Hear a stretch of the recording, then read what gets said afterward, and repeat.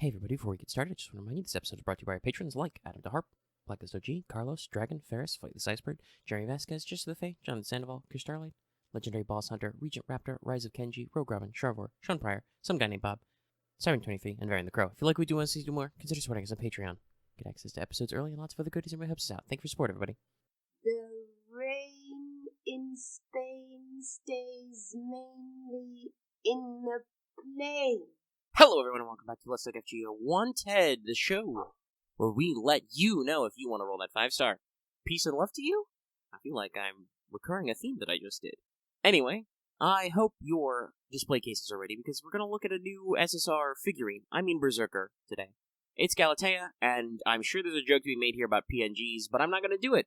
I'm going to do something else. Many other jokes are coming.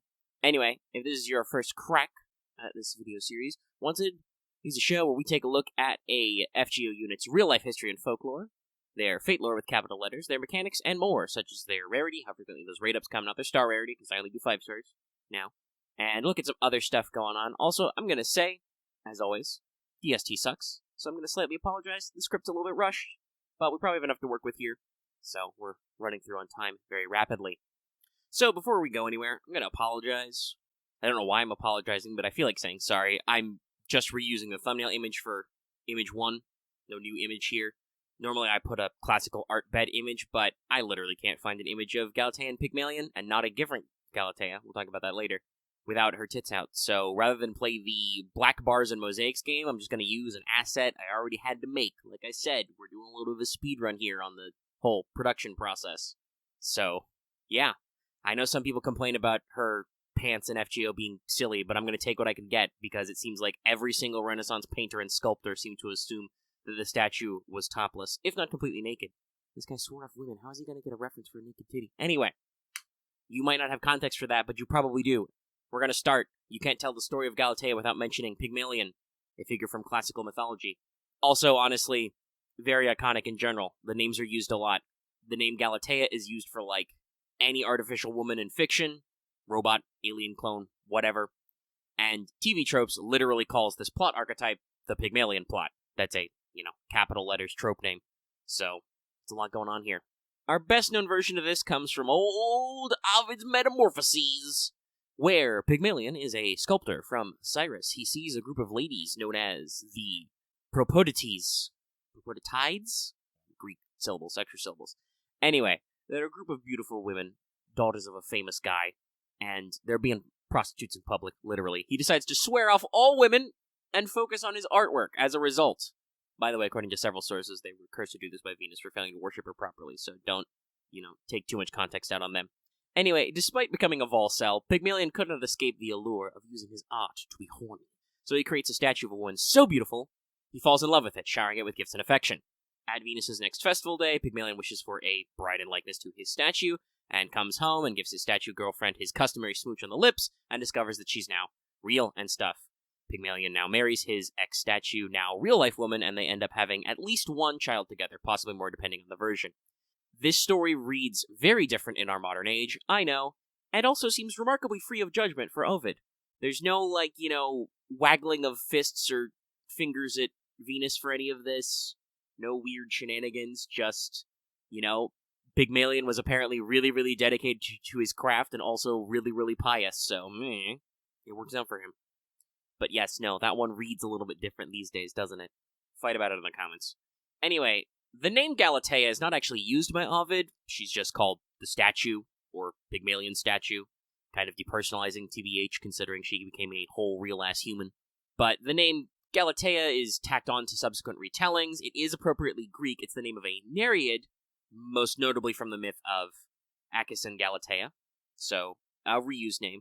But that Galatea, the nymph, does have a sister known as Gelene, or Galeen if you want to be differently about it, who was a minor goddess of calm seas, and apparently had a statue that was nice enough for the historic geographer Pausanias to actually note down that he saw a cool statue, so that could be a source.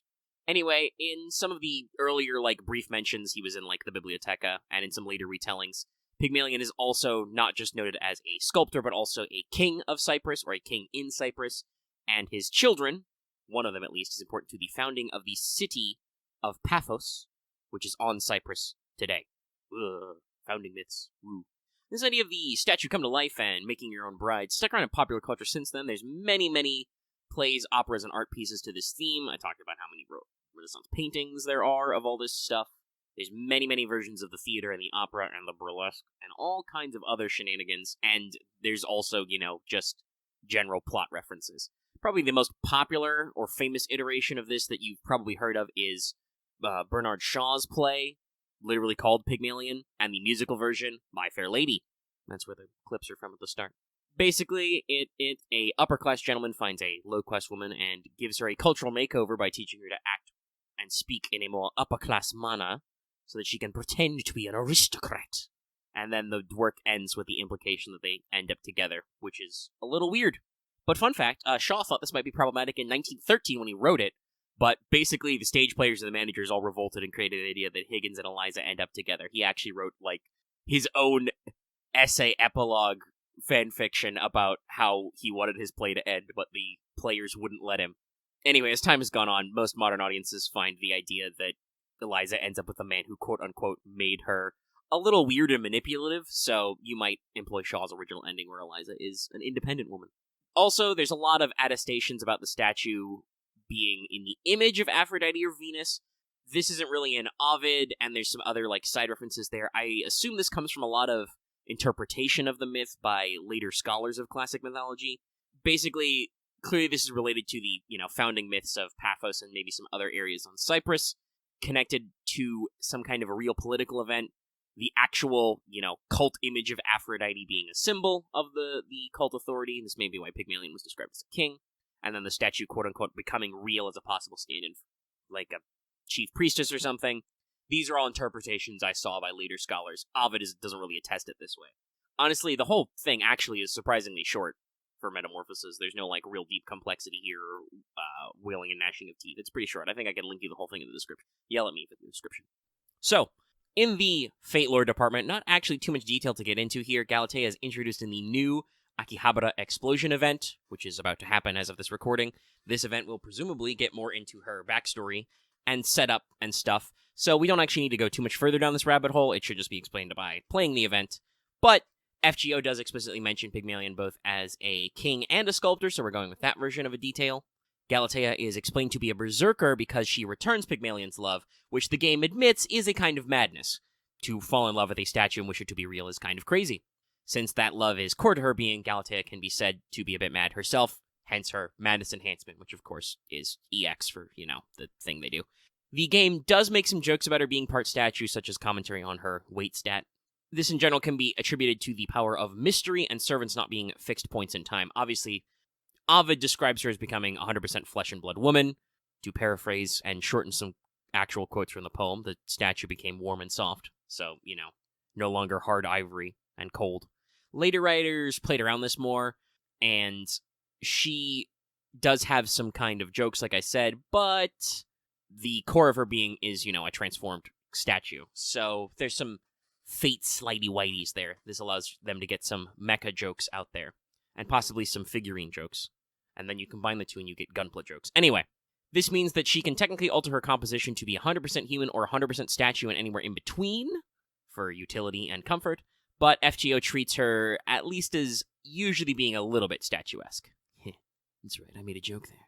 There might also be some interesting meta-commentary on Aphrodite and her epithets, considering that, she arranges a perfect match meet cute by just, turning this guy's, I can't really call her a 2D waifu because she was a 3-dimensional statue, but you know what I mean. She makes her real and they, have a beautiful, perfect marriage and stuff, allegedly. So that's kind of unusual when normally Aphrodite causes a lot of chaos with her shipping. Again, see the fact that she made the Propotites cult prostitutes for failing to worship her correctly. But that's best saved for the event and the discussions there. Check out our podcast, Let's Talk FGO, for more details about that one later when we go to unpack all this stuff in a week or two. Also, for story stuff, Galatea does have an interlude, not just like a rank up, later, which we'll maybe dive into some more of these things, as interludes tend to do. Alrighty, so Galatea is an SSR Berserker, and a permanent one at that, in case we didn't get that one to you earlier. She has the number 3 highest HP for the class overall, including future updates, that hasn't moved. but a much more measured attack. She's somewhere in the middle ranking over there. She is Quick Arts, Buster, Buster, Buster. So, classic Gorilla deck. Crazy hits on that Quick card, 5, pretty good. More normal ones on Arts and Buster. Her NP gain is pretty okay as a result. I don't think that 0.6 is crazy, but it's still pretty good considering her NP in a second, which I think is how that's actually supposed to work out, because her NP is actually single target Arts, despite the Buster deck. And it has 9 hits, and also charges up NP damage first for 3 turns based on overcharge, and also reduces the enemy charge by 1 turn. Pretty standard stall-out stuff. So, yeah, I think that's why her NP gain is a little more measured, because if it was super high, like it would normally be if she had like a Buster single target NP, it, doesn't work when she has a 9-hit Arts NP. Anyway, first skill gives you 20 to 30% Arts and Buster up for 3 turns. A one-time 3-turn buff removal resistance for 50 to 100%, so it's guaranteed, basically, and a 20% battery. Second skill is a stackable Guts, that's right, it's called out as stackable. One-time 3 turns, 1 to 3k HP. Also a 2 hits, 3 turns defense up, with percentages in the 50 to 100% range. So yes, she gets a Guts for 1 time, and 2 hits of 100% defense up if you maximize these skills, i.e., you do not take the damage, to reverse a common meme. And then her final skill will heal the party for 1 to 2k per turn for 3 turns, and also remove their debuffs at the end of every turn for 3 turns. This was apparently considered not quite good enough, and I kind of agree, it only really does like 2 things, so they buffed it later with a skill interlude, so that'll be coming in the future here. I think maybe this December-ish area, something like that. We'll figure it out. Anyway, she gets a skill interlude. This also gives her, on that 3rd skill, a 3-turn buff, where she generates 5 to 10% NP gauge on Buster cards, so an on-attack buff when you use a Buster card, you get 5 to 10% NP. That is a big help in her NP percentages keeping up. She has very simple passives. It's just Madness Enhancement EX for big Buster damage and Magic Resistance B for debuff resistance. All in all, a pretty solid package there. Galatea is an Arts Berserker. It's pretty plain. She has a great NP for Arts, with the right kind of buffs and charges to set up some loops. Remember, her NP damage is 3 turns buffed on her NP, so if you can keep that looping, you'll keep stacking for quite a while. That 3rd hit will be pretty good, if you can get 3 deep on there. And she also has some great survivability for bosses and CQs. Stackable Guts, big HP pool, heals per turn, those big stonking defense ups. However, she does have some pretty steep competition. She is an Arts Permanent Berserker, which puts her right in the zone of Vlad III, who has been permanently available since day 1 and is heavily buffed. Obviously, I don't think it's a fair comparison to put her up against, like, Launch Vlad, but he is no longer Launch Vlad. He has had many, many upgrades. And if you've done all those upgrades in rank ups, he's pretty solid. So you're probably going to want some support with her to make her damage go over the top, but she still has a great base for it. If you don't actually have a single-target 5-star Berserker, let alone have a single-target 5-star Arts Berserker, Galatea is a decent investment if you're going in. If you already have a unit that does those things, or even if you already have a really good single-target Arts damage dealer, Dioscuri, for example, is pretty good. She's less in demand, but you can still make this work. Arts obviously is in kind of a real popular state right now. CE-wise, Galatea probably needs some starting charge to get her started. The Arts ones, Dive to Blue, etc., there's like 4 or 5 of these, all of which are summer-themed. Those are probably the best, but you can simplify with a Golden Sumo as usual. Just big attack up. If you're going to go full Arts, you can actually probably go for Black Grail because her HP pool is pretty robust, and you really want that NP damage to crack. So you can consider that option. If you're worried about the HP spam because she is a Berserker and could be a little fragile, you can settle for the normal Heaven's Feel. Also, I've seen some people talking about CEs like Necromancy or other Gut CEs for just maximum survival shenanigans. I said shenanigans weird. I'm going to leave that in. But yeah, that's not recommended, but if you're doing CQs or bosses anyway, it could be funny. And while not as good as, say, Herc, her Bond CE is another Guts, and is a battery when she uses a Guts. That's anytime a Guts is activated, by the way, it's 20%. So that's funny, could be useful. For your team comps, it's all Arts, Arts, Arts, baby. Double Castoria gives you more hard defenses than you know what to do with, and the full 100% charge for something like a Black Grail, or any other, amplifiers, Heaven's Feel, etc. So that's going to put you way over the top in buffs and get you really into looping territory. But you're probably not loop farming with a single target DPS, so depending on what you're doing, like if it's a story boss or CQ where there's only the boss wave, not as big of a deal, but sometimes story fights make you clear ads before bosses. So keep that in mind. you may need to switch this up a little. Consider other very solid art supports like Tamamo or even Jean for just more longevity. Healing is great. Jean also helps your cooldowns come back. Shit like that. Or not Jean, Tamamo. You can tell I freeballed it there. That's not in my notes. But yeah, Tamamo's pretty good because she amps your NP damage also and gets you going back around. Jean has kind of a star generation trick, even though she's not optimal. And I don't know if Lady Avalon is good because she's mostly about arts crits, and Galatea only has one arts card to crit, but there's probably still some stuff there. In general, you're going to focus on survivability and arts. Those are going to be your watchwords for team comps. Budget supports like Paracelsus, Hans could be even on the menu. That helps you get back, extra NP gain, gives you healing per turn if it's Hans's NP, or for Paracelsus, gives you guts. Mash is also actually straight up a good choice if you're not story locked to her current kit, but her old kit with its damage cuts, very powerful. Also, you've got some taunts to kind of take the heat off, but keep all that stuff in mind. Really solid. And so to wrap up our category, we'll mention really quickly, mats are going to probably be a little bit spicy, so keep that in mind. She needs the ever-popular LB2 mats, soaps and rings, for her Ascension, plus also needs the pomegranates, and for skills, you're going to need more soaps, more pomegranates, and some silver crowns. So some of that stuff can still be a little pricey, even though it's not the newest, but they are popular, so keep them in mind. Now, for, utility in a mechanical sense, keep in mind Galatea is going to be a bonus servant for Akihabara Explosion, and she does have an interlude later during an interlude campaign, so she will be coming back around for some selected stuff, but mostly it's just this. If there is a later event that I've missed because the wikis are all over the place where she's a future bonus event, say in the comments. So her initial raid up will obviously be at the Akihabara Explosion event, but she's permanent, so after that banner ends, keep that in mind, that's how that works. The banner has to end first, she'll be in the permanent summoning pool. She also does have a dedicated raid up during the appropriate interlude campaign I mentioned earlier, and as a permanent female servant, all future Valentine's events, of which there are at least 2, she will have a dedicated raid up day as well. So keep that in mind. If you're actually looking for her, you might just be Vlad spooked. I know many people who are Vlad spooked, but there are some dedicated times if you want to catch her now or later, if that works better for your wallet. I know a lot of people are anticipating LB6, and we're very worried it's going to come a lot earlier than we think. So, if you want to hold it, you've got some different moves. I'll probably save any compares and contrasts to Morgan for a, dedicated Morgan video, which hopefully many of you will click. But there is something I think to be said for the fact that they're not quite in the same, strike setup. For instance, Morgan has a Buster NP, even though she has 2 arts cards. It's the difference between, farming and CQ survival, but again, we'll unpack more of that later. Hold those comments, chat. But yeah, that's basically all I got. Let me know how you feel about the graphics package I'm using for this. It was a little bit more extra work, but part of that is just because I'm rushing, because time keeps on slipping. Hopefully we'll be a little bit better about dates and stuff for future events I can slide on in here.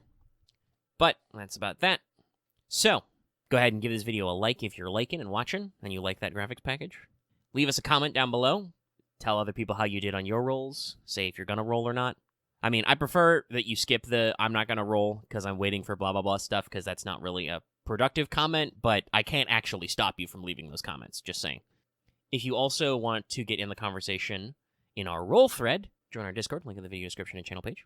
If you're new here, subscribe for more Wanteds. They'll keep coming. Probably going to do some adjustments on the graphics package, but we'll figure it out.